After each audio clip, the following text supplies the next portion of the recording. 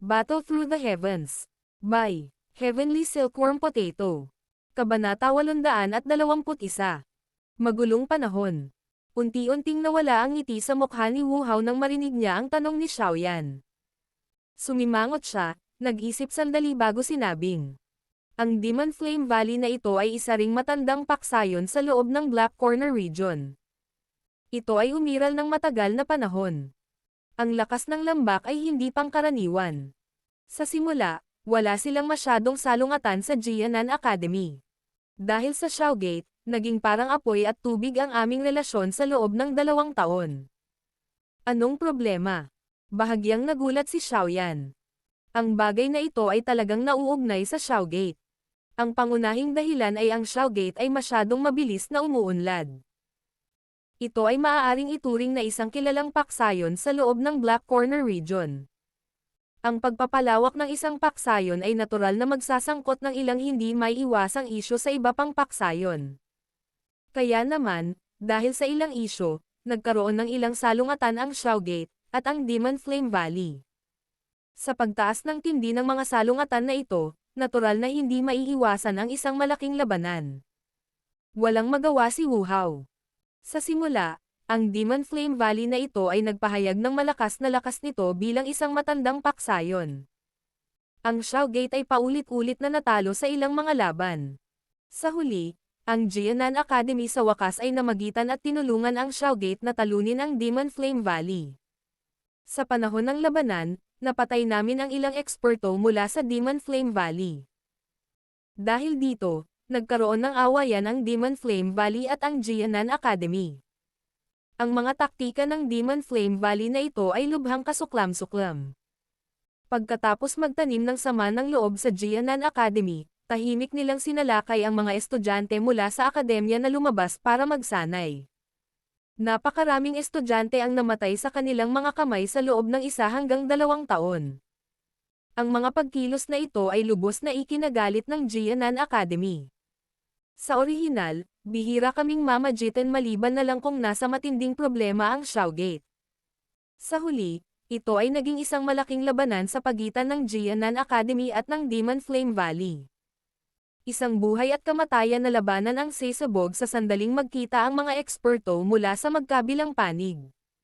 Maliwanag, nakaramdam siya ng matinding galit tungkol sa kasuklam-suklam na paraan ng Demon Flame Valley. Unti-unting naging madilim at seryoso ang ekspresyon ni Xiaoyan habang pinagmamasdan ang galit na mukha ni Wu Hao. Pag-atake sa mga ordinaryong estudyante. Ang ganitong uri ng taktika ay napakawalang prinsipyo na nagpatayo ng balahibo. Hindi katakataka na ang Jianan Academy ay sobrang galit na galit. Ibinigay pa nito ang neutral na paninindigan at nagsimulang makipagdigma sa Demon Flame Valley. Hindi nagtagal pagkatapos magsimula ng digmaan ang Jianan Academy at ang Demon Flame Valley, kinuha ng huli ang lahat ng mga eksperto na nakipagsanib kamay kay Han Feng sa pag-atake sa Inner Academy noon. Ang pangunahing layunin nila ay labanan ang Jianan Academy. Ang lakas nitong Demon Flame Valley ay medyo malakas. Kahit na sa lakas ng Jianan Academy, mahirap maalis ang labanang ito, sa ganitong paraan, patuloy pa rin. Ang akademya ay nagpapadala ng mga malalakas na tao upang bantayan ang mga estudyante sa tuwing sila ay lalabas upang magsanay, gayunpaman, ang balitang ito ay hindi inaasahang lumabas sa pagkakataong ito at ang kabilang panig ay natuklasan ang aming mga bakas kung hindi ka dumating sa tamang oras, malamang na ang mga tao dito ay hindi magkakaroon ng magandang wakas. Nakakunot ang noo ni Wu Hao habang siya ay nagpatuloy sa pagsasalita. Kung ihahambing natin ang kanilang mga pundasyon, malamang na ang panahon na umiral ang Demon Flame Valley ay mas maikli kaysa sa Jianan Academy, tama ba? Napaisip si Xiaoyan habang nagsasalita. Ang Jianan Academy ay maaaring magkaroon lamang ng First Elder Su Chen bilang kanilang nag-iisang elite na Daozang sa ibabaw, ngunit alam niya na ang akademya ay talagang nagtatago ng isang lubhang nakakatakot na lakas. Ang isang halimbawa ay ang 2 tagapag-alaga ng bulwagan sa mahiwagang lambak na iyon. Ang mga tagapag-alaga na iyon ay hindi makikialam hanggang ang akademya ay umabot sa isang punto kung saan ang kaligtasan nito ay umaaligid sa bingit. Wala ni isa sa kanila ang lumitaw kahit na sa panahon ng kagipitan noong sinalakay ni Han Feng ang Inner Academy. Mapait na tumawa si Wu Hao. Walang magawang tumanggaw si Xiaoyan nang marinig ito. Ang mga matatandang ito ay maaaring malakas, ngunit lahat sila ay mga lumang tao na alam lamang kung paano sumunod sa mga patakaran. Ang Demon Flame Valley ba ay nagtataglay din ng isang elite na Daozang? Kumunat ang noo ni Xiaoyan at nagtanong. Ang unang Elder Su Chen ay isang tunay na dalubhasa na Daozang.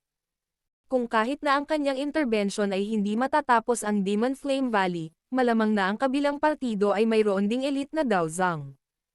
Oo, ang pinuno ng lambak ng Demon Flame Valley ay isa ring elite na Daozang. Gayunpaman, kadalasang ginugugol niya ang karamihan ng oras sa pag-urong at bihirang lumabas sa Black Corner region. Walang gaanong alam tungkol sa kanya ang isang ordinaryong tao. Ang isang tunay na eksperto sa Black Corner region ay walang gaanong interes sa pag-agaw sa tinatawag na Black Corner na bagay na hindi dapat ito ang sukatan ng lakas ng iyong Black Rankang, hindi dapat ito ang sukatan ng lakas ng iyong Black Rankang. Black Corner region sa pagkakaroon ng mahabang panahon sa paligid ng Jianan Academy, hindi kalabisan na sabihin na ang magulong rehiyong ito ay isang lugar na puno ng mga nakatagong dragon at tigre. Nagsalita si Wu Hao sa malalim na boses. Kahit ang lakas ng Gold at Silver Elders ay magkakaroon ng malaking agwat kung ikukumpara sa mga tunay na ekspertong ito. Bahagyang tumanggaw si Xiaoyan.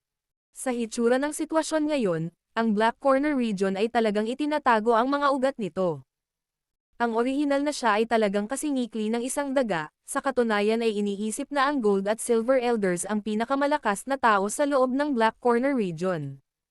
Siyempre, ang kasalukuyang Xiaoyan ay natural na hindi ang nagtataglay ng lakas ng isang dawang mula 2 taon na ang nakakaraan.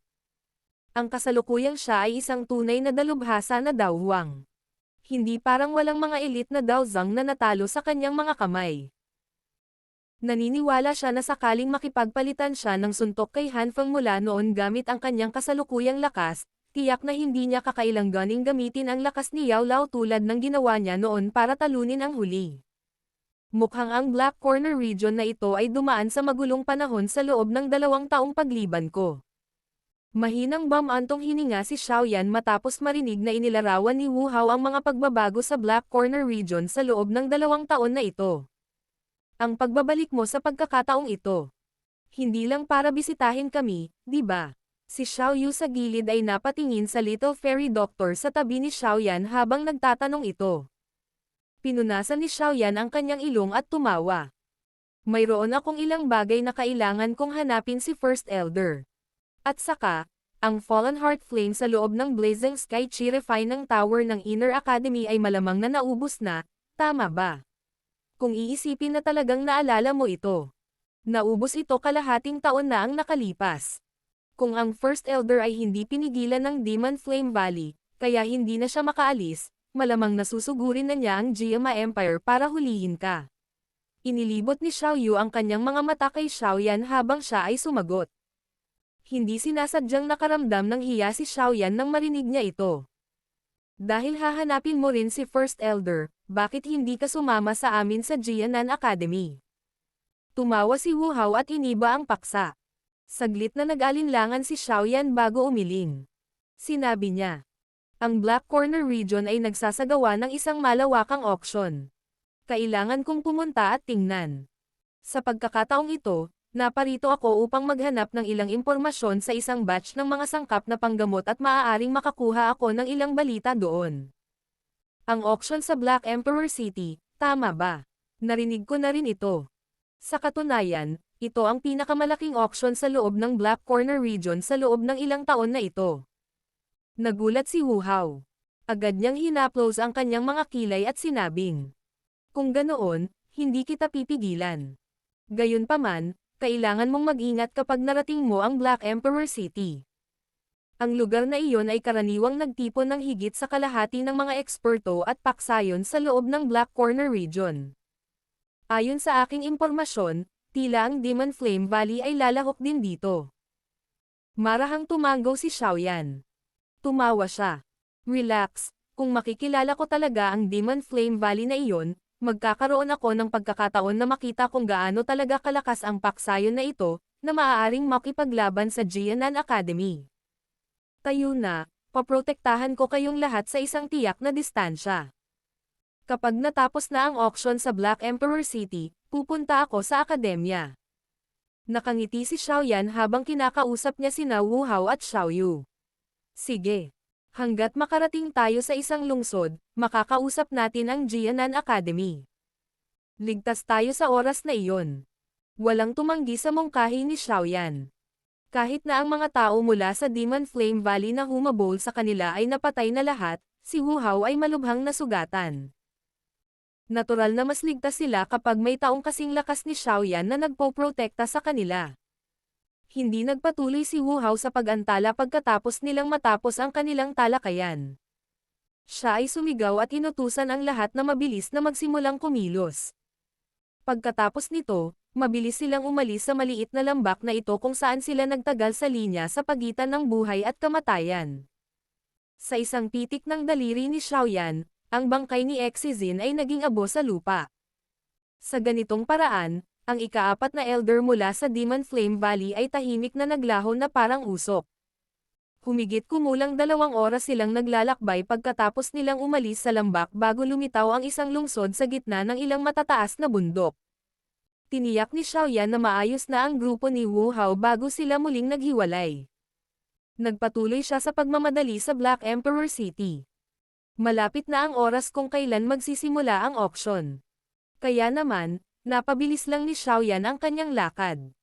Bagamat medyo interesado si Wu Hao sa large-scale auction sa Black Emperor City, natural na hindi niya magawang hilingin na sundan sila sa napakaraming pasanin na nakapaligid sa kanya. Pagkatapos ng lahat, ang kasalukuyang Black Emperor City ay napakagulo at puno ng lahat ng uri ng tao. Sakaling mangyari ang anumang aksidente, malamang na hindi mahahanap ng isa ang isang tao sa loob nito. Sa makatuwid, maaari na lamang niyang hintayin sa lungsod na ito ang mga eksperto mula sa Jianan Academy na sumugod at sa huli ay ipadala ang mga estudyanteng ito, na dumanas ng matinding pagkabigla, pabalik sa akademya. Ang 3 grupo ni Xiaoyan ay mabilis na umalis sa lungsod na ito habang si Wu Hao ay nalulumbay dahil sa kanyang mga responsibilidad. Binilisan nila ang kanilang lakad at lumipad patungo sa kinaroroonan ng Black Emperor City ayon sa mapa. Pagkatapos ng walang tigil na mabilis na paglalakbay sa loob ng isang araw, unti-unting lumapit ang grupo ni Xiaoyan sa Black Emperor City. Habang bumababa ang kanilang distansya mula sa Black Emperor City, medyo nagulat din si Xiaoyan nang matuklasan na ang daloy ng tao na patungo sa Black Emperor City ay nagsimulang tumaas. Maliwanag, ang mga taong ito ay nagtungo din sa Black Emperor City dahil sa auction. Sa isang lugar tulad ng Black Corner Region, natural lang na may ilang salungatan na sumiklab sa pagkakaroon ng mas maraming tao. Ang Little Fairy Doctor noong una ay medyo nagulat sa pag-aaway ng mga tao sa lugar na ito habang nakikita nila ang mga madugong labanan na panakanak ang lumilitaw. Sa huli, nagawa niyang baliwalain sila tulad nina Xiaoyan at Ziyan. Nagpatuloy sila sa paglalakbay sa ganitong paraan. Nang sumapit ang gabi ay bahagyang nakita ang isang napakalaking balangkas ng lungsod sa gilid ng kanilang paningin. Ang napakalaking lungsod na iyon sa dulo ng pangunahing kalsada ay sa wakas ay lumitaw sa paningin ni Xiaoyan habang papalapit sila. Pinag-aralan ni Xiaoyan ang matayog na pader ng lungsod mula sa malayo habang nakatayo siya sa tuktok ng isang dalasdis. Sumili ang gulat sa kanyang mga mata. Ang Black Emperor City na ito ay talagang tulad ng ipinahihiwatig ng pangalan nito. Ang engranding laki nito ay hindi naging dahilan upang maging outshown ang salitang Emperor na iyon. Ang madilim na itim na pader ng lungsod, na umaabot sa abot tanaw, ay naglalaman ng napakalamig na pakiramdam. Sa ilalim ng natitirang sikat ng araw, ang kulay itim na pader ng lungsod ay lumitaw tulad ng isang salamin na sumasalamin sa isang mahinang liwanag. Battle Through the Heavens. Kabanata 822. Pagpasok sa lungsod. Ang sinumang may kaalaman tungkol sa material ng pader ay maaaring matuklasan na ang ibabaw ng pader ng lungsod na ito ay talagang natatakpan ng isang layer ng napakabihirang Black Mirror Rock. Ang pader ng lungsod na hinulma mula sa gayong material ay may kakaibang kakayahang magpakita ng ilang pag-atake. Ito ay isang magandang pagpipilian upang magamit bilang isang pader ng lungsod kahit na ang bagay na ito ay medyo bihira. Gayunpaman, Ang Black Emperor sect na ito ay talagang nagamit ito upang takpan ang mga pader ng lungsod. Ang gayong mayamang pundasyon ay naging sanhi hindi lamang kay Xiaoyan kundi pati na rin ang Little Fairy Doctor sa kanyang tabi na napabuntong hininga sa pagkamangha. Ang mahal talaga. Ibinaling ni Xiaoyan ang kanyang tingin sa mga tao kung saan paulit-ulit na dumaraan ang mabangis na aura. Isang buntong hininga ang pinakawalan niya sa kanyang bibig. Hindi niya maiwasang ma-curious. Marami na siyang nakilalang mga tao na may malaking lakas sa kanyang paglalakbay sa lugar na ito.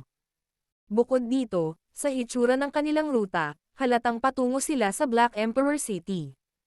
Sa napakaraming malalakas na tao, na nagtataglay ng nagniningas, kakaibang ugali, na nagtitipon sa naturang lungsod, malamang na ang mga susunod na araw sa lungsod na ito ay hindi magiging kalmado. Ang kaguluhan ay isang kakaibang kapaligiran na taglay ng Black Corner region na ito sa napakaraming dami. Gaano man kalakas ang isang paksayon, imposibleng ganap na matigil ang pagbuo ng ganitong uri ng kaguluhan. Binaliwala ng mga tao sa loob ng Black Corner region ang anumang utos o panuntunan. Ang laki ng kamao ng isa ang pinakamahalagang katotohanan. Si Xiaoyan ay tumawa ng malakas habang ang mga kaisipang ito ay kumikislap sa kanyang puso. Wala siyang diskriminasyon laban sa kaguluhan. Alam niya na hanggat ang isang tao ay nagtataglay ng sapat na lakas sa Black Corner region, ang taong iyon ay magiging isang mataas na individual. Isang mahinang sigaw ang pinakawalan ni Xiaoyan mula sa kanyang bibig bago hinawakan si Ziyan, na nakatingin sa buong lugar, at hinayla siya sa kanyang tabi. Malumanay niyang sinabi, mas mabuting maging masunurin kapag katapos pumasok sa lungsod. Maaaring maraming kayamanan dito, ngunit kung bigla kang kumilos tulad ng ginawa mo sa nakaraan, tiyak na mag-iimbite ka ng walang katapusang dami ng problema. Naiintindihan mo ba? Malungkot na tumanggap si Ziyan ng oo nang makita niya ang mataimtim na ekspresyon ni Xiaoyan. Tara na, ikinaway ni Xiaoyan ang kanyang kamay. Hinayla niya si Ziyan, ngumiti sa Little Fairy Doctor sa kanyang tabi, at nanguna sa paglalakad patungo sa entrance ng lungsod. Bahagyang tumango ang Little Fairy Doctor nang marinig niya ito. Ang kanyang kulay abo lilang mga mata ay walang ingat na dumaan sa mga dumadaan sa paligid na paulit-ulit na ibinabato ang kanilang mga tingin. Isang malamig na ekspresyon ang biglang lumitaw sa kanyang mga mag-aaral, na nagdulot ng isang pakiramdam ng panganib na mapataas sa puso ng mga taong ito. Lahat sila ay nagmamadaling binawi ang kanilang mapangahas na mga mata. Isang malamig na buntong hininga lamang ang pinakawalan ng Little Fairy Doctor nang maramdaman niya ang mabilis na pag-alis ng mga tingin. Unti-unting binawi sa kanyang kamay ang kanyang katuwaan. Hanggat ginagalaw niya ang kanyang 5 daliri, ang landas na ito ay magiging isang walang laman ng buhay maliban sa mga taong malalakas. Binilisan lang ng Little Fairy Doctor ang kanyang malalambot na hakbang at sinundan si Xiaoyan matapos bawiin ang kanyang kamay. Bagamat hindi na siya malamig, walang pakialam matapos sumunod sa tabi ni Xiaoyan sa panahong ito, iyon ay nasa kondisyon lamang nakaharap niya si Xiaoyan at ang kanyang mga kaibigan.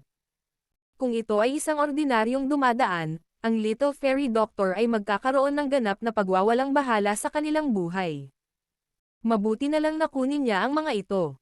Kung ang isa ay pumatay ng masyadong marami, ang isa ay natural na makaramdam ng manhid sa pagkawala ng buhay ng tao. Ang mga bilang na namatay sa mga kamay ng Little Fairy Doctor sa mga taong ito ay malamang na umabot sa isang numero na mahirap bilangin. Napakahirap para sa kanya na pigilan ang malamig at walang pakialam na pakiramdam sa harap ni Xiaoyan. Tahimik na nagkalat ang lamig sa kalsada pagkatapos tumalikod at umalis ang Little Fairy Doctor. Maraming mga tingin ang napuno ng pag-aalala habang nakatingin sila sa magandang figure sa malayo. Agad nilang pinunasan ang malamig na pawis. Hindi inaasahan na ang babaeng ito ay hindi isang ordinaryong tao. Buti na lang at hindi sila matapang na humakbang pasulong kanina. Kung hindi, isang lamig ang lumabas sa puso ng mga dumadaan na ito nang maalala nila ang walang emosyon niyang mga mata na nakatitig sa kanila. Pakiramdam nila ay tinitigan sila ng isang makamandag na ahas. Ang babaeng ito ay isang taong hindi nila masasaktan. Ang grupo ni Xiaoyan ay naglakad pababa sa Dallasdis at naglakbay ng ilang distansya bago lumitaw ang napakalaking mga pintuan ng lungsod sa harap ng mga mata ni Xiaoyan. Isang mahabang pila ng tao ang nabuo sa labas ng mga tarangkahan ng lungsod. Kumalat ang ingay mula sa lugar na ito, na nagdudulot ng bahagyang pananakit ng tenga.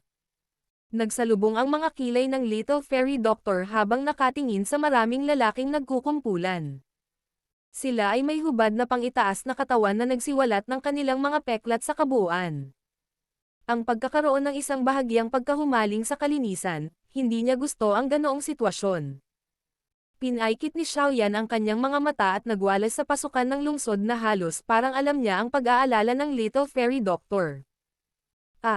Napakamakatas ng babaeng ito. Matagal na akong nakakita ng napakagandang bagay. Hihihi. Hindi rin masama ang batang babae na iyon. Ang maliit na mukha ay talagang kaibig-ibig. Hi Z, ganyan ang katawan mo pero mahilig ka sa maliliit na babae. Namatay ang dalaga sa huling pagkakataon dahil sa iyo. Kawawa naman. Isang maalay na halakhak na nakatusok sa tainga ang biglang napawi habang ang mga mata ni Xiaoyan ay nililibot ang sitwasyon sa pasukan ng lungsod. Dahan-daang inalis ni Xiaoyan ang kanyang tingin mula sa pasukan ng lungsod. Ang kanyang mga mata ay kalmado habang sinusundan ang boses at sumulyap dito, only to see 10+ matipunong mga lalaki na nagkukumpulan. Ang mga malalaswang titig na iyon ay paulit-ulit na dumampi sa Little Fairy Doctor at Zian. Ang mga nakapaligid na nakapila ay hindi sinasadyang nagpalabas ng mga tawa na puno ng malalim na kahulugan nang marinig nila ang maalay na tawa ng grupong ito. Ang kakayahang makita ang mga magagandang babae, nakaaya-aya sa paningin, ang pagkuha ng kanilang mga kalayaan sa malupit na paghihintay na ito ay maituturing na isang magandang paraan upang palipasin ang kanilang oras. Hindi nagbago ang ekspresyon ng Little Fairy Doctor dahil dito. Hinawakan ng kanyang maselang kamay si Zian, na nagpakita ng galit na galit sa kanyang maliit na mukha habang ang kanyang mga mata ay nakatingin kay Xiaoyan. Tara na.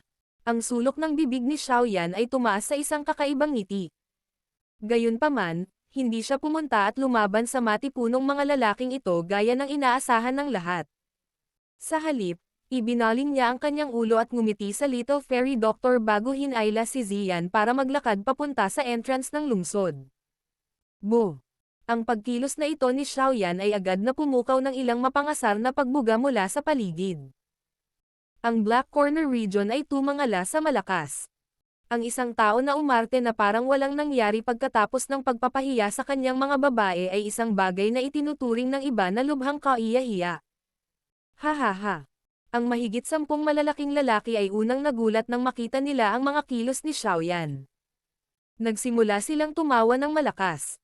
Gayunpaman, kakaibang tumigas ang mga katawan nitong 10 dagdag na tao nang tumunog ang kanilang tawa. Kaagad. Bang! Bang! Isang mababa, malalim na tunog ng pagsabog ang biglang lumitaw. Agad na tumigil ang ingay sa lugar na ito. Natigilan ang mga mata ng lahat habang nakatingin sa kinaroroonan ng malalaking lalaki. Lumitaw ang mga kumpol ng itim na suit ng walang paliwanag. Ilang sandali pa, agad na umatras ang paligid na parang nakakita ng multo. Hindi nagtagal, napakaraming tao ang nakarecover at ang kanilang gulat na mga tingin ay lumingon sa likuran ng grupo ni Xiaoyan habang naglalakad sila patungo sa gate ng lungsod. Ang mga alon ng panginginig ay bumangon sa kanilang mga puso nang maalala nila ang kakaibang eksena kanina. Hindi na sila nang ahas na maglabas ng kahit katiting na tunog, sa takot na mangyari sa kanilang katawan ang hindi pangkaraniwang eksena kanina. Ang kakaibang sitwasyong ito ay mabilis na kumalat sa kadena ng tao. Maraming mga tingin ng pagtataka ang mabilis na sumulyap kay Xiaoyan, na dahan-daang naglalakad patungo sa gate ng lungsod. Lahat ay nagmamadaling umatras ng ilang hakbang saan man siya dumaan. Hindi pinansin ng grupo ni Xiaoyan ang nakapaligid na nakakagulat na mga tingin habang naglalakad sila patungo sa gate ng lungsod. Agad siyang nagtungo sa isang kulay ube na pinto sa pasukan. Mayroong mahigit 12 malalaking lalaki na nakasuot ng maputlang dilaw na baluti na nakatayong tuwid doon. Ang malalakas na aura na naglalabas sa kanilang mga katawan ay naging dahilan para matakot na lumapit ang mga taong nakapila sa gilid. Nakapanlulumong hintayin lamang nila ang daloy ng tao sa gilid na dahan-daang umusad. Ang direksyon kung saan patungo ang tatlong grupo ng lalaki ni Xiaoyan ay malinaw na itong kulay purple na pinto. Nang makita ang kanyang aksyon, ang mga tingin sa paligid ay agad na nagpahayag ng pagkagulat. Ang malaking pinto na iyon ay isang bagay na inilaan ng Black Emperor Sect para magamit ng mga eksperto mula sa Black Corner region. Maaaring kalimutan ng isang tao ang tungkol sa pagpasok mula sa pintong ito nang walang lakas ng isang dawhang. Maaari bang maging eksperto ang binatang ito na lumitaw sa paligid ng 20 taong kakaiba? Huminto ang tatlong grupo ni Xiaoyan sa harap ng purple na pinto habang pinagmamasdan ng mga nakapaligid na tingin. Ang mahigit 10 ganap na armado na mga lalaki ay biglang binaril ng matalim na mata. Agad na napawi ang tawa ng isang matanda mula sa likuran. Hihihi. Itong mga kaibigan, ang pasukan na ito ay espesyal na inayos para sa isang dalubhasa na dawwang na makapasok. Mangyaring bumalik kung hindi mo pa naabot ang markang ito. Isang matanda na nakasuot ng dilaw na damit, na may hawak na tangkay ng tabako sa kanyang kamay, ay dahan-daang lumabas. Tinitimbang ng kanyang singkit na mga mata ang tatlong grupo ng lalaki ni Xiaoyan bago siya tumawa ng malakas. Paano mo matutukoy kung ang taong dumating ay isang dalubhasa na dawwang dahil sa iyong lakas na hindi pa umabot sa 5-star dawwang? Sinulyapan ni Xiaoyan ang matanda bago nagsalita ng nakangiti. Bahagyang namumugto ang mga mata ng matanda na nakadilaw na damit. Isang mensahero ang nagmamadaling tumakbo bago mahinang nagsalita sa kanyang pandinig. Nang marinig ang ulat ng messenger na ito, ang mga mata ng una ay dumaan sa katawan ni Xiaoyan na may nabigla na ekspresyon. Ilang saglit pa, winagaway niya ang kanyang kamay at pinaalis ang messenger. Magalang niyang sabi sabay ngiti. Itong mister. Pwede ko bang malaman ang pangalan mo? Saang pangkat ka kamag-anak? Yan Xiao, isang malayang tao. Mahinang sagot ni Xiaoyan. Hihihi. Mr. Yan Xiao, sa palagay ko nakarating ka rin sa Black Emperor City dahil sa auction di ba? Bahagyang kumislap ang mga mata ng matanda na nakasuot ng dilaw habang tumatawa pagkatapos marinig na binanggit ni Xiaoyan ang kanyang pangalan. Oo, biglang tumango si Xiaoyan. Agad siyang sumimangot at nagtanong. Pwede bang pumasok? Hihihi. Natural, maaaring ikaw ay. Mabilis na tumango ang matanda na nakasuot ng dilaw na damit. Naglabas siya ng kulay berdeng waistplate at inabot ito kay Xiaoyan bago nagsalita ng nakangiti. Mr. Yan Xiao, ang Black Emperor City ay kasalukuyang naghihirap dahil sa sobrang pagkapuno. Medyo mahirap maghanap ng matutuluyan. Gayunpaman, ang ating Black Emperor Sect ay espesyal na naghanda ng isang lugar para sa mga eksperto mula sa Black Corner region upang manatili. Hanggat dinadala ni Mister ang plato na ito sa Black Emperor Pavilion sa gitna ng lungsod, may isang tao na mag-aayos ng lugar upang makapagpahinga ka. Karamihan sa mga taong maaaring manatili doon ay mga eksperto na may ilang reputasyon sa Black Corner region. Gumalaw ang mga mata ni Xiaoyan nang marinig niya ito. Paimpal niyang tinanggap ang tablet bago ngumiti sa matanda. Pagkatapos magsabi ng salamat, pinangunahan niya ang Little Fairy Doctor at si Ziyan sa mabagal na paglalakad sa purple na pinto. Tama, Mr. Yan Xiao, ang mga taong pinatay mo kanina ay maaaring mga latak, ngunit sila ay kabilang sa Koi Wolf Gang. Dapat kang mag-ingat ng kaunti. Ang matanda na nakasuot ng dilaw na damit ay biglang nagsalita nang papasok na ang grupo ni Xiaoyan sa purple na pinto. Salamat sa iyong paalala. Isang mahinang boses ang ipinadala mula sa malayo bago tuluyang nawala ang grupo ni Xiaoyan sa mga anino ng lagusan ng lungsod. Ang matanda na nakasuot ng dilaw na damit ay pinaikit ang kanyang mga mata habang pinagmamasdan niya ang nawawalang likod ng grupo ni Xiaoyan. Agad niyang ikinaway ang kanyang kamay at sinenyasan ang isang messenger. Sa mahinang boses, sinabi niya. Pumunta sa sekta at ipaalam sa elder ang tungkol sa mga taong ito. Sa ganoong lakas, imposibleng sila ay ganap na makilala. Ang sitwasyon sa Black Emperor City ay kasalukuyang komplikado. Walang dapat magkamali. Opo, sir. Magalang na tugon ng messenger na iyon bago mabilis na tumalikod para umalis. Marahang tinapik ng tangkay ng tabako ng matandang lalaking iyon ang kanyang braso habang nakapikit ang kanyang mga mata. Bamulong ang bibig niya sa sarili. Yan Xiao. Ang interior ng Black Corner region ay tila hindi nagtataglay ng isang batang eksperto na dawwang na may ganitong pangalan. Hihihi. Ang taong ito ay medyo misteryoso. Hahayaan ko muna ang Koy Wolfgang na subukan ang tubig. Battle Through the Heavens. Kabanata 823. Thousand Medicinal House. Lumabas si Xiaoyan sa medyo madilim na lagusan. Ang nakakasilaw na sikat ng araw ay sumikat mula sa langit. Ang tunog ng mataong ingay ay isang himig ng demonyo habang bumubuhos ito sa kanyang mga tainga, na naging sanhi ng pagsimangot ni Xiaoyan. Pinaikit ni Xiaoyan ang kanyang mga mata habang dahan-daang itinaas ang kanyang ulo. Pinagmasdan niya ang napakalaking panloob na bahagi ng lungsod at ang masikip na trapiko ng tao na gumagalaw sa maluwang na mga kalsada sa kanyang harapan. Hindi niya maiwasang magpakawala ng nagpupuri na buntong hininga. Ang laki nitong Black Emperor City ay hindi mas maliit sa kabisera ng Jiama Empire. Mula sa isang tiyak na punto ng view, kahit na ang kabisera ng Jiama Empire ay hindi maihahambing dito. Pagkatapos ng lahat, ang mga bagay na mayroon ang lugar na ito ay mga bagay na wala sa kabisera. Saan tayo susunod na pupunta? Lumipat ang mga mata ng Little Fairy Doctor habang mahinang nagtanong. Bahagyang nag-isip si Xiaoyan bago siya agad na nagsabi. Pupunta muna tayo sa mas malalaking tindahan ng gamot sa lungsod at titingin sa paligid. Ang loob ng Black Corner Region ay nagtataglay ng napakaraming bihirang sangkap ng gamot na kulang sa labas ng mundo. Kung tayo ay sapat na swerte, maaari tayong makakuha ng ilan sa mga sangkap na panggamot na kailangan natin. Bukod dito, kailangan nating magtanong tungkol sa impormasyong nauugnay sa Bodhisattva Body Transformation Saliva. Ang bagay na iyon. Kahit ako ay walang sapat na kaalaman sa bagay na iyon.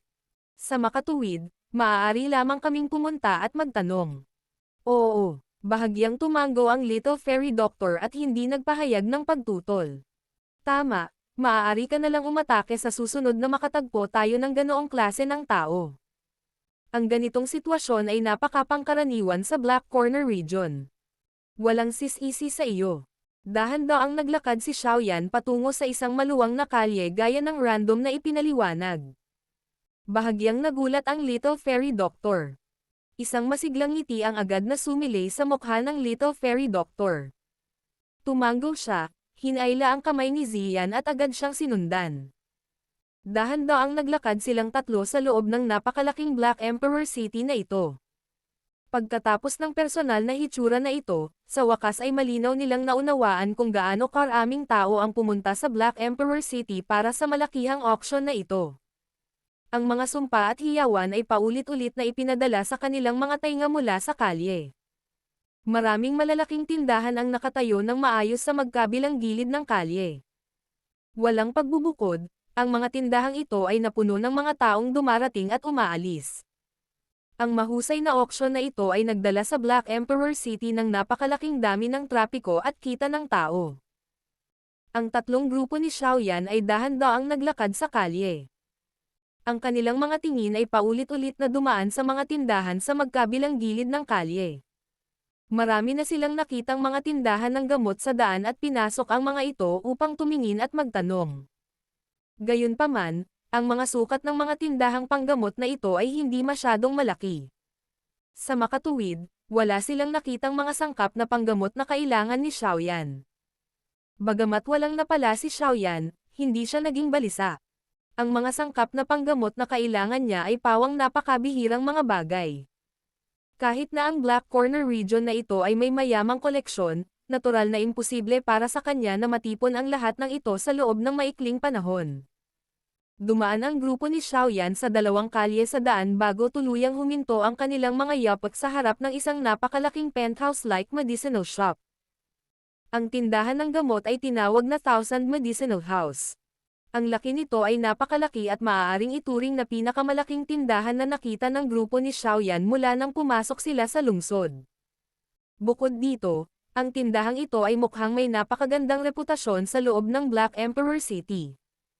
Kaya naman, ang trapiko ng tao na papunta at mula sa malaking pasukan ay tila napipiga. Ang mga maingay na sumpa ay paulit-ulit na ipinadala. Nakatayo si Xiaoyan sa labas ng Thousand Medicinal House. Saglit siyang nag-alinlangan bago pinamunuan ang Little Fairy Doctor at si Ziyan na sumiksik sa daloy ng tao. Ang makapangyarihang Gauchi sa loob ng kanyang katawan ay naglabas ng puwersa na tila tahimik na nagtutulak sa mga taong humaharang sa kanyang daraanan ng malumanay na parang hinahati niya ang agos ng isang ilog. Pagkatapos nito, nagyabang silang tatlo sa Thousand Medicinal Shop na ito. Ang maingay na mga sumpa ay nabawasan ng husto pagkatapos nilang makapasok sa Thousand Medicinal House. Isang masaganang panggamot na halimuyak na hinaluan mula sa hindi mabilang na bilang ng mga panggamot na sangkap ang bumungad. Ang yaman ng panggamot na halimuyak ay halos naging sanhi ng marahas na pagbahing ni Xiaoyan. Pinunasan ni Xiaoyan ang kanyang ilong habang hinahayaan niyang gumala ang kanyang tingin.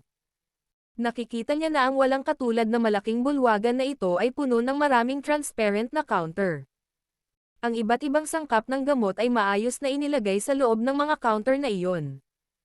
Bukod dito, medyo maraming tao ang kasalukuyang natipon sa paligid ng mga counter na ito. Ang malaking bulwagan ay nahahati sa isang seksyon ng sangkap na panggamot at isang seksyon ng tabletang panggamot. Kung ikukumpara ng isa ang mga ito, ang seksyon ng gamot na panggamot ay walang alinlangan na magtataglay ng mas maraming tao. Pagkatapos ng lahat, ang mga tao ng Black Corner Region, na gumugol ng buong araw sa pagdila ng dugo mula sa kanilang mga talam, ay mas gugustuhin na magkaroon ng medicinal pill na makapagliligtas sa kanilang buhay o makapagpapalabas ng malaking lakas sa isang mapanganib na sitwasyon. Ang pagnanais na ito ay walang alinlangan na mas mahalaga kumpara sa paglunok lamang ng mga sangkap na panggamot. Gayunpaman, ang isang alchemist na tulad ni Xiaoyan ay naglagay ng mas malaking halaga sa mga sangkap na panggamot. Kung tutuusin, hanggat nasa kamay niya ang mga sangkap na panggamot, natural na magagawa niyang pinuhin ang mga sangkap na panggamot. Hinayla ni Xiaoyan si Ziyan habang humihinga siya ng malalim sa maliit niyang ilong. Dahan-daang naglakad silang tatlo patungo sa isang kristal na counter. Agad na damapo ang kanyang tingin dito. Green windgrass. Windfire scale fruit. Nilaybot ng tingin ni Xiaoyan ang mga sangkap ng gamot na nakadisplay sa counter at agad na nakilala ang mga ito. Agad siyang umiling.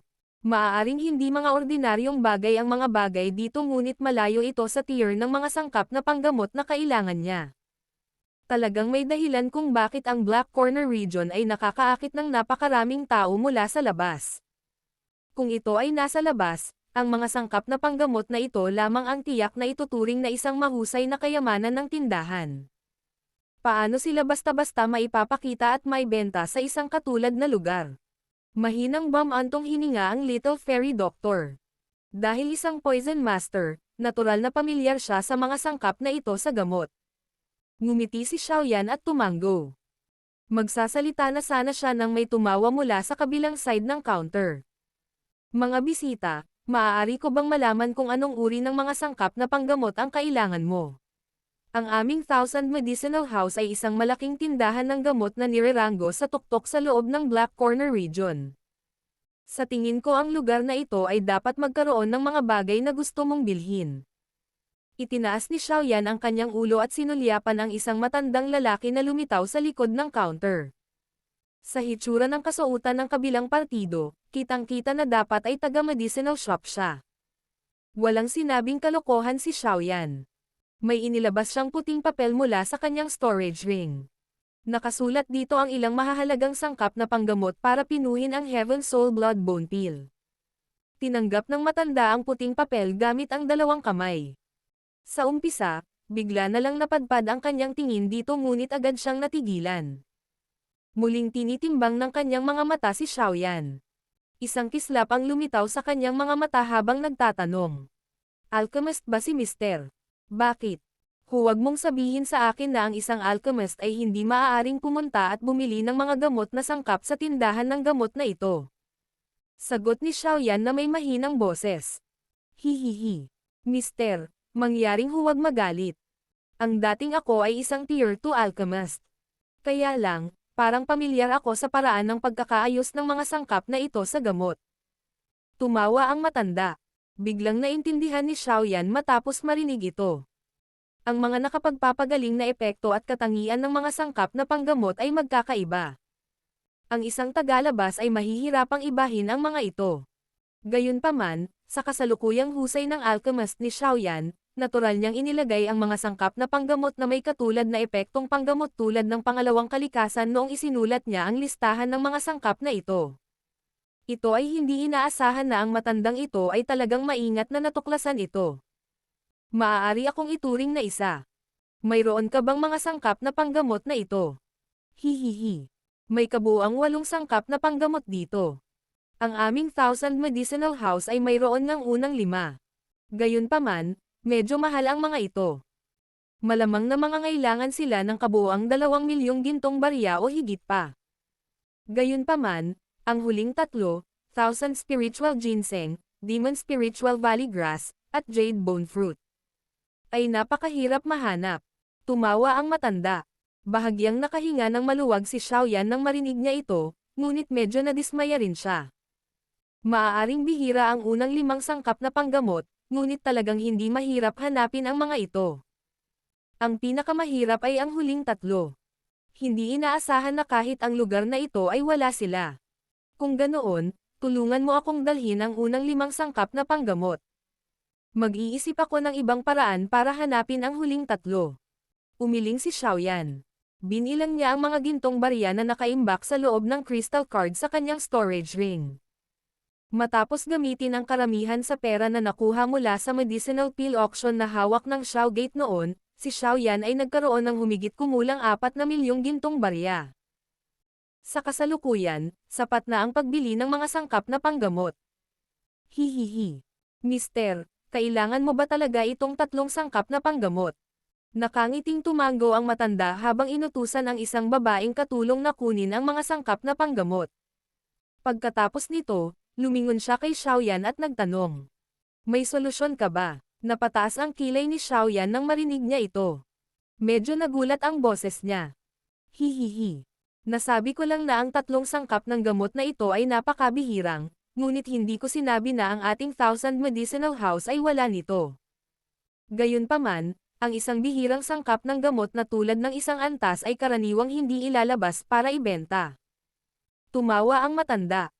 Dahil ibinuka mo na ang iyong bibig, sa palagay ko ay hindi lamang ito sasabihin sa akin, hindi ba? Dahan-daang hinimas ni Xiaoyan ang kanyang storage ring habang tumugon siya sa mahinahong boses. Talagang prank ka si Mister.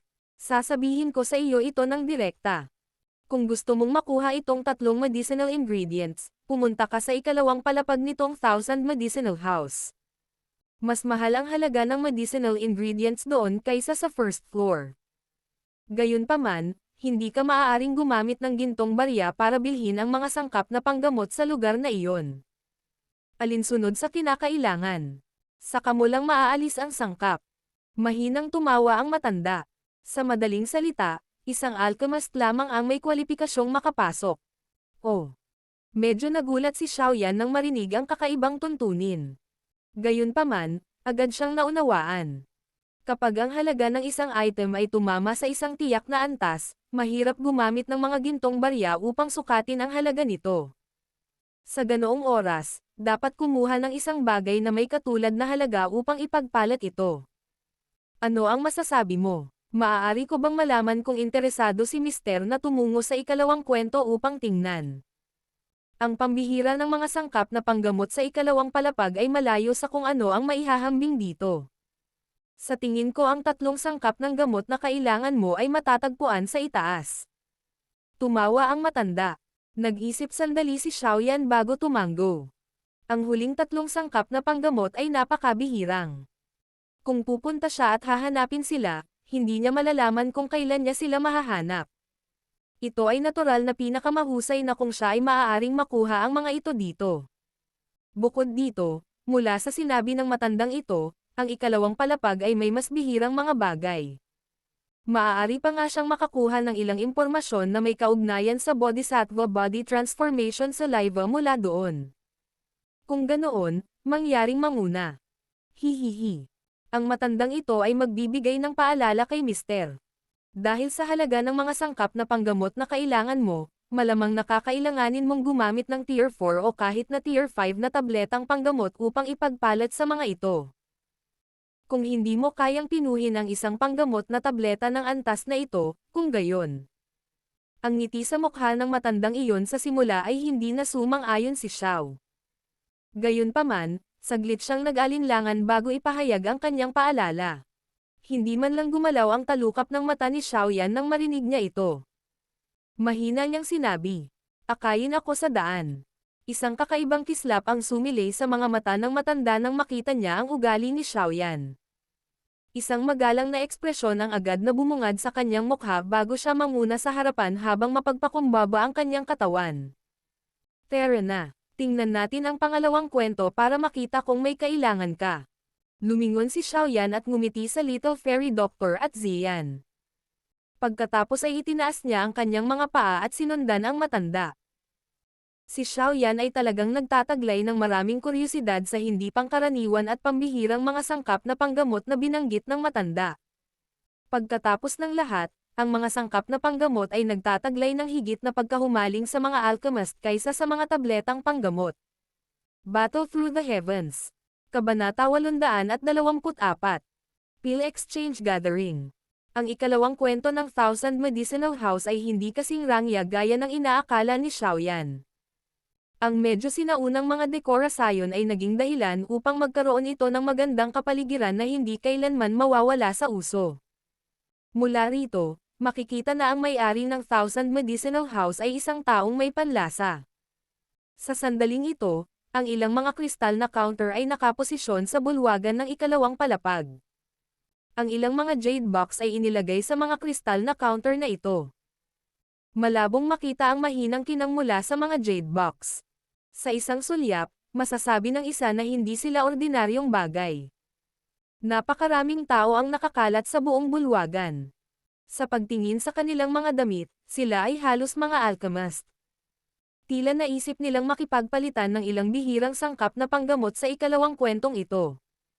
Ang tatlong lalaki na grupo ni Xiaoyan ay nakaakit ng maraming tingin nang sila ay umakyat. Gayunpaman, nang makita nilang hindi nakasuot ng alchemist ang una ay dahan-dahan nilang binawi ang kanilang mga tingin. Kung ang tao mismo ay hindi nagpakita ng kanyang kakayahan, ang isa pang alchemist ay mahihirapang tukuyin ang eksaktong kakayahan ng taong iyon. Kaya naman, ang isang tulad ni Xiaoyan, na hindi nakasuot ng alchemist robe, ay mahihirapang maakit ang atensyon ng iba. Sa halip, higit pa sa mga titig na iyon ang huminto sa Little Fairy Doctor na nasa likod ni Xiaoyan. "Mister, mangyaring tumingin sa paligid. Pupunta ako at hahanapin ang taong namamahala." Ang matanda, na sumunod sa kanila, ay magalang na nagsalita kay Xiaoyan bago yumuko at umalis. Malabong tumanggo si Xiaoyan. Inakay niya ang munting diwata na doktor at si Ziyan pababa ng malaking bulwagan. Pagkatapos nito, dumating sila sa kristal na counter. Ang kanilang mga tingin ay dumaan sa kanila at may ilang pagtataka sa kanilang mga mata. Green Rockwood. Blood Ganoderma. Cultured Marrow Root.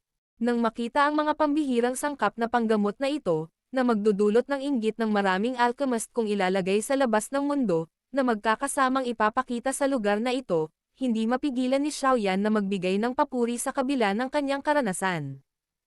Tila hindi siya pumunta sa pangalawang kwentong ito nang walang kabuluhan. Itong Black Corner Region ay talagang pambihira.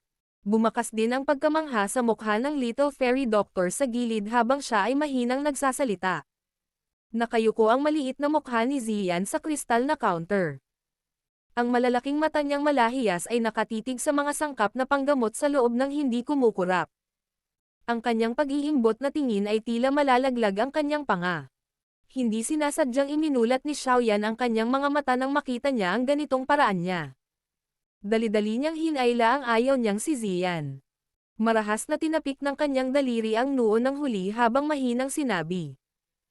"Munting lolo, ang antas ng mga sangkap na panggamot na kinakain mo ay hindi bababa sa mga ito.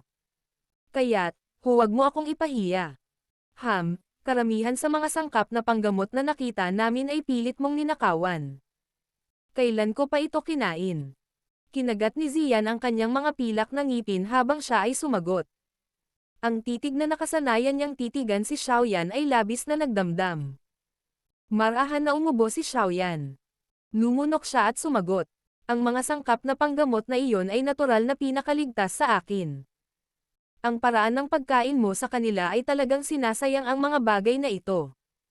Natural na hindi pinansin ni Ziyan ang paliwanag na ito na maraming beses nang ibinigay ni Xiaoyan.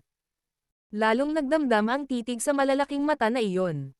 Ang Little Fairy Doctor ay hindi kusang napangiti nang mapagmasdan niya ang 2 taong ito.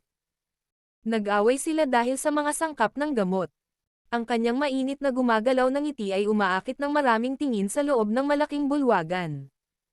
Ang paraan ng pananamit ng kasalukuyang Little Fairy Doctor ay katulad ng sa kanya sa Qingshan Town noon. Ang kanyang puting damit ay nagdulot ng kakaibang pakiramdam na idinagdag sa kanyang pambihirang kilos.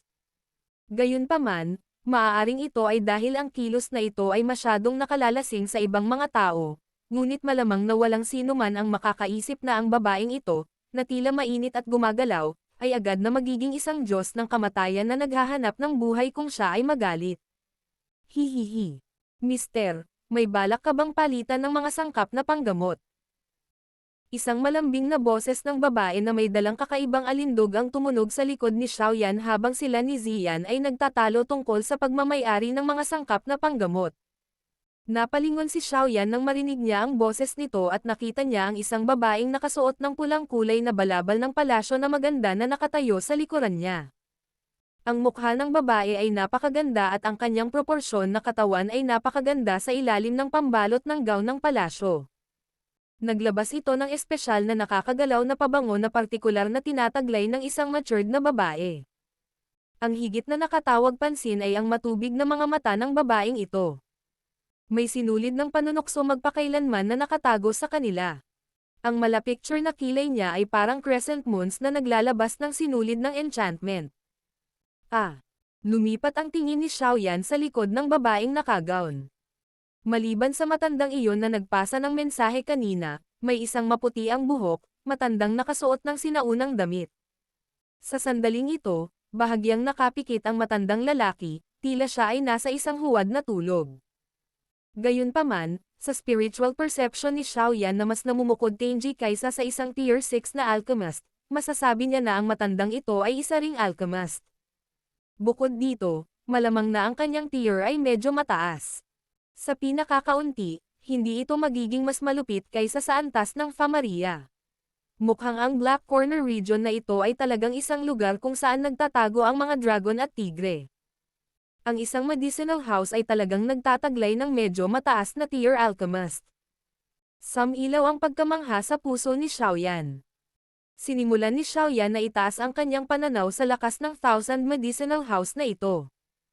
Ang kakayahang mag-recruit ng isang alchemist ng naturang antas ay hindi isang bagay na maaaring gawin sa pamamagitan ng isang ordinaryong presyo. Ang maputing buhok at matandang lalaking iyon ay biglang nagmulat ng kanyang mga mata matapos lumitaw na maramdaman ang tingin ni Xiaoyan. Nagtama ang mga mata niya at ni Xiaoyan. Sa hindi malamang dahilan, mahinang naramdaman ng maputi ang buhok at matandang lalaki ang isang hindi pangkaraniwang mainit na aura mula sa mga tila napakalalim na maitim na mga mata. Hindi niya maiwasang magpakawala agad ng isang nagulat. Ano yon? Old yan. Nagulat ang babaeng iyon na nakapalas gown nang marinig ang nagulat mula sa maputing buhok na matanda. Hindi siguradong tanong niya. Wala. Ang mga mata ng maputing buhok na matandang lalaki, na tinatawag na old yan ay kumikislap, bago siya agad umiling. Bagamat walang sinabi si old yan, tila may naramdaman ang babaeng nakasuot ng palasyo. Ang kanyang magagandang mata ay dumausdas kay Xiaoyan habang may malalim na iniisip. Mas lalong gumanda ang ngiti sa labi niya. Ang kaakit-akit na babaeng nakasuot ng palasyo ay tila nagtataglay ng mataas na reputasyon at katanyagan sa lugar na ito. Kaya naman, maraming mga tingin ang naitapon mula sa bulwagan nang siya ay lumitaw. Ngumiti siya at binati ang lahat ng titig na ito ng paisa-isa.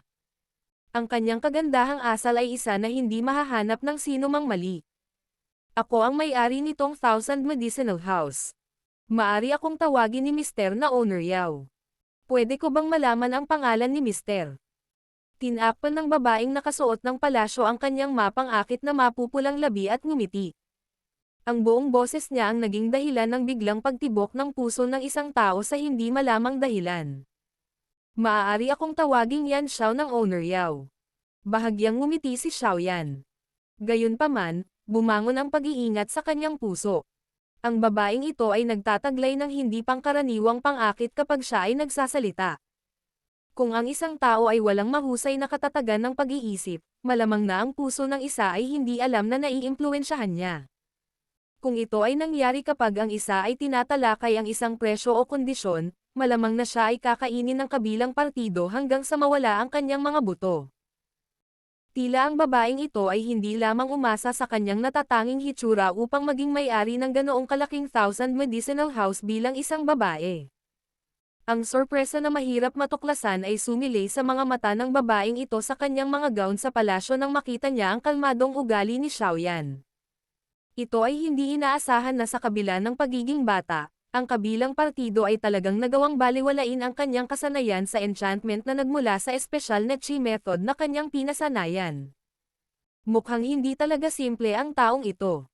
Owner Yao, sa palagay ko ay dapat mo ring malaman kung bakit ako napunta sa ikalawang palapag ng tindahang ito.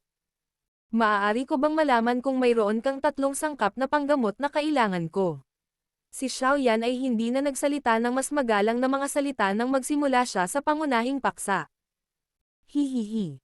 Ang 3 medicinal ingredients na kailangan ni Mister ay masasabing kabilang sa mga top items kahit sa second story ng aking Thousand Medicinal House. Alam naman ni Mister ang rules natin sa Thousand Medicinal House, tama ba? Nakangiti ang may-ari na si Yao sa nakakaakit na paraan. Oo, maaari ko bang malaman kung anong uri ng medicinal pill ang kailangan ko upang ipagpalit sa kanila? Bahagyang tumango si Xiaoyan at nagtanong pagkatapos ng malalim na pag-iisip. Hihihi. Hindi kailangang magmadali. Ang lahat ng alchemist sa hall ay pumunta sa aking Thousand Medicinal House dahil sa mga pambihirang sangkap na panggamot na ito. Ang mga mahahalagang sangkap na ito ay hindi pangkaraniwang matatagpuan. Ang aking Thousand Medicinal House ay mapait na hinanap ang mga ito sa loob ng ilang oras upang makakuha ng. Nakangiti ang owner Yao habang sinasabi niya. Sa bawat oras na mahahanap namin ang mga sangkap na panggamot, magkakaroon ng maraming alchemist na darating at makipagpalitan sa kanila. Ngayon ay nagkataon na ang araw na ang aking Thousand Medicinal House ay nagpapalit ng medicinal pills. Dumating talaga si Mr. Yan Xiao sa tamang oras. Sa ganitong paraan, hindi ba't kailangan kong makipagkompetensya sa iba pang alchemist para sa mga sangkap na panggamot? Kumunat ang noo ni Xiaoyan at nagtanong pagkatapos marinig ito. Isa rin itong uri ng auction. Ang nag-aalok ng pinakamataas na presyo ay makakakuha ng bagay na gusto niya. Gayunpaman, ang lugar namin na ito ay hindi gusto ng mga gintong barya. Sa halip, titingnan natin kung ang mga taong nagbibid ay makakapagpino ng isang medicinal pill na nagbibigay kasiyahan sa atin. Siyempre, sa normal na pagsasalita, maliban kung ang magkabilang panig ay nangangailangan ng ganoong gamot mula sa malalaking sangkap, doon ay magkakaroon pa rin ng malaking gamot. Ngumiti ang may-ari na si Yao. Agad siyang lumingon sa maputi at matandang lalaki sa tabi niya at sinabing, Old Yan, malapit na ang oras. Simulan na natin ang pill exchange gathering. Oo, bahagyang tumango ang maputi ang buhok at matanda. Agad siyang naglakad patungo sa isang mataas na entablado sa bulwagan. Sabay taas ng kamay niya doon at kinatok iyon sa bronze bell sa gilid. Isang malinaw na tugtog ang umalangaw-ngaw sa buong bulwagan. Dalhin mo ang gamot. Utos ng maputi ang buhok at matanda. Mahigit 10 magagandang babaeng katulong ang kaagad na naglabas ng mga platong pilak sa magalang na paraan. Mahigpit na nakasara ang mga jade box sa mga pilak na plato. Nang dumaan ang mga figure na ito, ang mga jade box ay maayos na inilagay sa isang rock platform na isa-isa. Ang mga jade box ay nabuksan lahat at isang masaganang panggamot na halimuyak ang agad na lumabas. Sa loob ng ilang sandali, medyo maraming alchemist ang nagsimulang huminga ng mahina. Baka sa mga mukha nila ang saya. Maliwanag, ang batch na ito ng mga bihirang sangkap na panggamot mula sa Thousand Medicinal House ay nagdulot sa kanila ng malaking kasiyahan. Hihihi. Lahat, ang batch na ito ng mga sangkap na panggamot ay isang bagay na binayaran ng aking Thousand Medicinal House ng malaking halaga upang makuha. Ang kalidad ng mga sangkap na panggamot ay medyo maganda. Kaya, dapat ihanda ng lahat ang kanilang sarili. Ang owner Yao ay dahan-daang umakyat sa entablado at nakangiting nagsalita sa lahat ng nasa ibaba. Napakaraming alchemist sa ibaba ang tumango nang walang magawa nang tumunog ang kanyang mga salita. Bagamat ang Thousand Medicinal House na ito ay maraming pambihirang sangkap ng gamot, ang mga presyo nito ay medyo mahal. Kung ang isang tao ay walang kaunting yaman at kakayahan, mas mabuting hindi na pumunta sa pangalawang kwento upang mawalan ng mukha. Kung ganoon, hayaang magsimula ang ating pill exchange gathering. Nalalapat ang mga lumang panuntunan. Ang una ay ang mga may pinakamababang kalidad habang ang mga may mataas na kalidad ay may iwan sa huli. Tumawa ang owner Yao at ikan-away ang kanyang kamay. Itinuro ng kanyang hintuturo ang mga sangkap na panggamot sa rock platform. Hahaha. Owner Yao, bakit hindi ako hinihintay ng pill exchange gathering na ito? Huwag mong sabihin sa akin na natatakot ka na hindi ko ito kayang bayaran. Isang malakulog na tawa ang biglang napawi mula sa hagdanan habang ang lahat ay nagbabrowse sa mga sangkap na panggamot. Ang biglaang pagdating ng tawanan ay naging sanhi ng matinding katahimikan sa bulwagan. Maraming nakakagulat na tingin ang dumulas sa hagdan. Unti-unting lumalapit ang mabibigat na yabag. Ilang sandali pa, lumitaw sa harap ng mga mata ng lahat ang isang mapula ang mukha, matandang nakasuot ng maputlang dilaw na damit. Pinaikit ni Xiaoyan ang kanyang mga mata habang nakatingin sa matanda na ito na pula ang mukha. Bakas sa mukha niya ang pagkagulat. Ang matandang ito ay talagang isang alchemist. Bukod dito, malamang na ang kanyang kakayahan ay medyo mas malakas kaysa sa maputing buhok, matandang lalaki mula kanina. Battle Through the Heavens. Kabanata 825. Red Fist Elder. Talagang karapat-dapat itong maging Black Corner Region. Sa loob ng isang araw, 2 alchemist ng ganoong antas ang lumitaw. Mukhang hindi talaga ako nagpunta dito para sa wala ngayon. Ang hitsura ng matanda na ito na pula ang mukha ay naging dahilan ng paghina ng mga boses ng maraming alchemist sa bulwagan. Ang ilan sa mga may mga kakayahan ay medyo mas malakas na nagpakita ng medyo hindi natural na mga ekspresyon. Bahagyang nagulat ang may-ari na si Yao sa entablado. Isang mainit na ngiti ang agad na itinulak sa kanyang mukha habang nagmamadaling bumaba ng entablado at tinungo ang pulang matanda. Tumawa ang kanyang bibig sa isang mapagmahal na paraan. Pinaparangalan tayo ni Old Chi sa kanyang presensya. Sa pagkakataong ito, ang Black Emperor City ay nagsasagawa ng malakihang auction at naisip ko na ang Old Chi ay hindi magkakaroon ng bakanteng oras para dumating. Hehe Jay. Ano ang sinasabi ni Owner Yao? Pambihira ang kalidad ng mga sangkap ng gamot sa Thousand Medicinal House. Kahit ang matandang ito ay hindi maiwasang makaramdam ng interes. At saka, ang pill exchange gathering na ito ay hindi madalas isagawa. Kaya naman, ang matandang ito ay tiyak na lalapit at titingnan kahit gaano pa ako kabala. Tumawa ng malakas ang matandang lalaki na tinawag na Old Chi. Napakalinaw ng boses niya.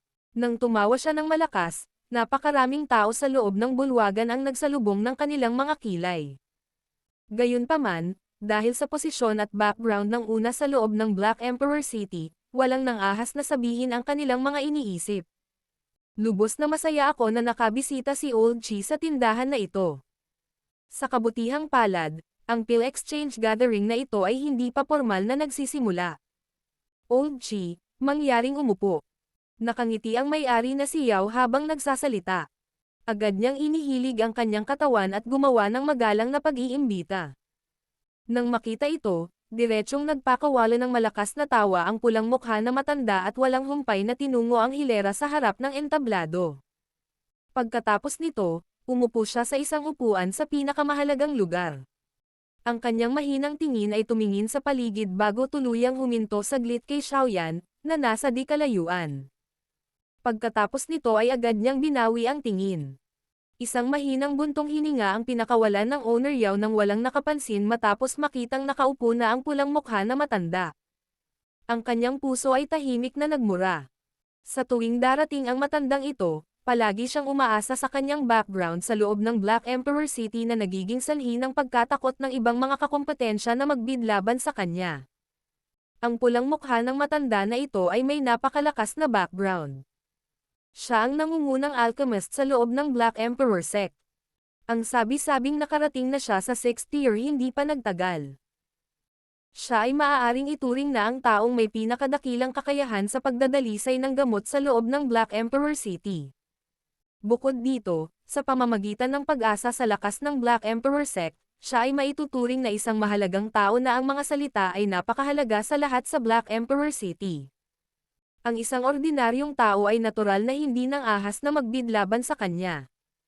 Sa ganitong paraan, ito ay walang alinlangan na hindi magandang bagay mula sa punto ng view ng Thousand Medicinal House. Pagkatapos ng lahat, hinihiling nila ang parehong partido na magbid laban sa isa't isa upang mapakinabangan ang kanilang mga kita. Ang mga aksyon ng una ay walang alinlangan na lumabag sa mga patakaran. Bagamat nakaramdam ng kawalang kasiyahan si may-ari na si Yao, hindi siya nang ahas na magsalita ng labis dahil sa impluwensya ng pulang-pulang elder sa loob ng Black Emperor City. Sa makatuwid, hindi siya nakaramdam ng labis na kagalakan para sa malaking lalaking ito na dumating ng hindi inanyayahan. Ang matandang ito ay may matalas na mata. Siguro kung anong gamot ang aalisin niya sa pagkakataong ito. Ang kamay ng owner Yao ay hindi sinasadyang humigpit sa ilalim ng kanyang manggas. Ang mga panggamot na sangkap na ito ay nakuha pagkatapos na ang kanilang Thousand Medicinal House ay ipagsapalaran ang buhay ng halos isang bilang ng mga medicinal harvester. Napakaganda ng presyong iyon. Bahagyang umiling ang owner Yao habang ang mga kaisipang ito ay nag-flash sa kanyang puso. Pinigilan niya ang emosyon sa kanyang puso bago mabilis na naglakad pabalik sa mataas na entablado. Isang ngiti ang muling sumilay sa kanyang mukha nang magsimula siyang mag-host nitong Pill Exchange Gathering. Umupo ang grupo ni Xiaoyan sa isang lugar sa likuran. Ang mga sangkap na panggamot na lumitaw kanina ay hindi ang mga kailangan niya, at ang kanyang tingin ay huminto sa pulang mukha na matanda sa halos lahat ng oras. Mula sa mga ekspresyon ng mga nakapaligid na alchemist nang lumitaw ang matandang ito kanina, tila mayroon siyang mataas na posisyon sa loob ng Black Emperor City. Ang isa pang bagay ay ang taong ito ay mukhang hindi kaibig-ibig. Gayunpaman, maraming tao ang hindi nang ahas na ipahayag ang kanilang galit dahil sa ilang kadahilanan. Sa pamamagitan ng pag-asa sa kanyang namumukod-changing spiritual perception, naramdaman ni Xiaoyan na ang alchemist tier ng red-faced elder na ito ay malamang na mas mataas ng kaunti kaysa sa fama ng Yan Alliance. Gayunpaman, kung ikukumpara kay Guhi, malamang na siya ay lalabas na medyo mahina. Siya ay maaaring ituring na isang tunay na alchemist grandmaster na lubos na hahanapin ng maraming mga nakikipagkompetensyang paksayon sa loob ng Black Corner region. Ang tinatawag na Pill Exchange Gathering ay formal na nagsimula habang ang mga kaisipang ito ay nananatili sa puso ni Xiaoyan. Ang ilan sa mga tingin ng mga alchemist ay dumaan sa mga nakadisplay na sangkap na panggamot. Kung may matuklasan silang angkop, hahakbang sila pasulong. Gayunpaman, upang kunin ang mga sangkap na panggamot na interesado sila, kakailanganin nilang magbayad gamit ang isang tabletang panggamot na may katulad na halaga sa sangkap na panggamot. Bahagyang naunawaan ni Xiaoyan ang isang bagay habang pinagmamasdan niya itong Pill Exchange Gathering. Natuklasan niya na ang halaga ng mga sangkap na panggamot na ito ay humigit kumulang kalahati o mas kaunti sa halaga ng medicinal pill na maaari nilang gawing pino. Halimbawa, kung ito ay isang panggamot na sangkap na maaaring pinuhin ang isang Tier 4 na panggamot na tableta, kakailanganin ng isang Tier 3 na tabletang panggamot upang matagumpay na maipagpalit ito. Gayunpaman, anong uri ng Tier 3 medicinal pill ang napagpasyahan ng Thousand Medicinal House? Kung ang tao ay naihanda na ito para sa negosyo, ang taong iyon ay maaaring ipagpalit na lamang ang sangkap na panggamot. Kung wala siya, mayroong isang medicinal cauldron na medyo mataas ang grade na inihanda para sa kanila sa isang rock platform sa gilid. Maliwanag, ito ay para sa mga tao na pinuhin ang tableta sa lugar. Ang unang batch ng mga sangkap na panggamot ay hindi pumasok sa mga mata ni Xiaoyan. Gayunpaman, mayroon pa ring isang bilang ng mga Tier 3 at Tier 4 na alchemist na interesado sa kanila. Pagkatapos nito, sinimulan nila ang palitan ayon sa mga patakaran. Kung ang mga taong ito ay hindi nagtataglay ng isang handa na medicinal pill, ang ilan sa mga alchemist ay pipiliin ang pagdadalisay sa kanila sa lugar. Sa isang iglap, tumaas ang temperatura ng bulwagan. Ang ilan sa mga taong hindi interesado sa unang batch ng mga sangkap na panggamot ay ibinaling lamang ang kanilang mga mata sa apoy na sumisikat sa panggamot na kaldero. Obserbahan nila ang mga paraan ng pagdadalisay ng ibang tao habang nakakaramdam ng pagkabagot. Ang grupo ni Xiaoyan ay random na pinanood ang iba pang mga alchemist na nagpapadalisay ng mga table tasks sa kanilang pagkabagot. Hindi nagtagal, binawi ni Xiaoyan ang kanyang tingin at umiling. Sa kanyang kasalukuyang kakayahan, ang mga pamamaraan ng pagdadalisay ng mga alchemist sa mga antas na ito ay lumitaw na napakasimple at magaspang sa kanyang mga mata. Walang kahit katiting na bagay na natutunan niya sa kanila. Marami rin ang mga alchemist na nakaupo sa bulwagan ng hindi gumagalaw. Ang kakayahan ng mga taong ito ay maaaring ituring na gitna hanggang sa itaas na antas ng lugar na ito. Sa makatuwid, ang kanilang mga tanawin ay inilagay ng mas mataas ng kaunti. Ang unang batch ng mas mababang kalidad na mga sangkap na panggamot ay malinaw na hindi makaakit sa kanila. Ang mga nakadama ng pinakadakilang paglilibang sa kanila ay natural na mapula ang mukha na matanda. Ang kanyang mukha ay halos mapuno ng pagkainip habang tinitingnan ang mga sangkap na panggamot na ito na lubos niyang hindi interesado. Mula sa kanyang hitsura, parang hindi na siya makapaghintay na ang Thousand Medicinal House ay agad na kumuha ng pinakamataas na kalidad na mga sangkap na panggamot. Kasunod ng mabagal na daloy ng panahon, ang mga mas mababang kalidad na sangkap na panggamot na ito ay unti-unting pinili at inalis. Pagkatapos nito, mas maraming panggamot na sangkap ang patuloy na lumitaw. Ang kanilang kalidad ay naging mas mahusay at mas mahusay. Ang mga medyo mas malakas na alchemist na orihinal na nakaupo sa kanilang mga upuan ng hindi gumagalaw sa wakas ay nagsimulang magpakita ng interes. Nagsimula silang sumulong upang makipag-ayos sa pagpapalitan ng mga bagay. Ang mga panggamot na sangkap sa rock platform ay nabawasan sa paglipas ng panahon. Gayunpaman, mula sa siksik na panggamot na pabango na nahuhulog mula sa mga jade box na ito, masasabi ng isa na ang mga sangkap na panggamot ay may mataas na kalidad. Ang ilan sa mga iyon ay naging dahilan upang maantig ang pulang mukha ng matanda. Gayunpaman, wala siyang nagawa. Sa itsura nito, mukhang naghanda na siya sa pagkakataong ito. Nang ang mga sangkap na panggamot sa rock platform ay nabawasan sa wala pang 10 kahon, kakaunti na lang ang natitira na nakaupo pa rin sa kanilang mga upuan ng hindi gumagalaw. Kasama rito si Xiaoyan at ang mapula ang mukha na iyon. Nagulat ang mapula ang mukha nang makitang hindi gumagalaw ang grupo ni Xiaoyan. Agad siyang sumimangot at sumulyap kay Xiaoyan. Bahagyang ibinaling ni Xiaoyan ang kanyang ulo nang maramdaman niya ang titig na iyon. Nagtama ang kanilang mga mata. Ilang sandali pa, tumalikod si Xiaoyan na parang walang nangyari. Hindi man lang napakita sa mukha niya ang kahit katiting na takot na ipinakita ng iba pang alchemist nang tumingin sila sa matanda na pulang-pula. Ang kalmadong ugali ni Xiaoyan ay naging dahilan ng pagkagulat ng matanda at pulang-pula. Nagkaroon ng matinding galit ang kanyang puso. Sa kasalukuyan niyang kakayahan at reputasyon, matagal na siyang hindi nakatikim ng pakiramdam ng hindi pinapansin ng iba. Ang mga alchemist na nakakuha ng mga sangkap na panggamot na kailangan nila ay hindi umalis sa bulwagan. Sa halip, sinulyapan nila si Xiaoyan at ang pulang mukha na elder na nakaupo pa rin sa kanilang mga upuan na may interesadong mga tingin. Sa karaniwan, ang huling bahagi ng ganitong uri ng pill exchange gathering ay ang tunay na mataas na punto. Hihihi. Ang susunod ay isang batch ng mga panggamot na sangkap na may pinakamataas na kalidad sa loob ng aking Thousand Medicinal House. Ang aming Thousand Medicinal House ay nagbayad ng napakahusay na presyo para sa mga sangkap na panggamot na ito. Nakangiti ang owner Yao habang nakatingin sa ilang natitirang jade box sa rock platform. Marahan niyang ipinalakpak ang kanyang mga kamay, at nagmamadaling lumabas ang dalawang babaeng katulong.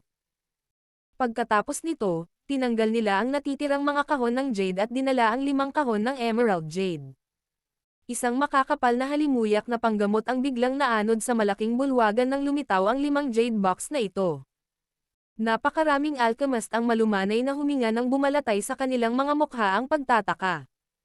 Ang pulang mukha na matanda, na nakasandal sa kanyang upuan, ay tumayo sa sandaling ito. Medyo nag-aapoy ang kanyang mga mata habang nakatingin sa mga jade box. Nilaybot ng mga mata ng may-ari na si Yao ang bulwagan at agad na huminto kay Xiaoyan. Natawa siya. Kung ang iilan sa inyo ay interesado sa 5 sangkap na panggamot na ito, mangyaring magbid para sa kanila. Ang tingin ni Xiaoyan ay kasalukuyang matamang nakatitig sa 3 jade box sa entablado. Sa kanyang paningin, natural na nakikita niya na ang loob ng 3 jade box na ito ang pinupuntirya ng kanyang paglalakbay.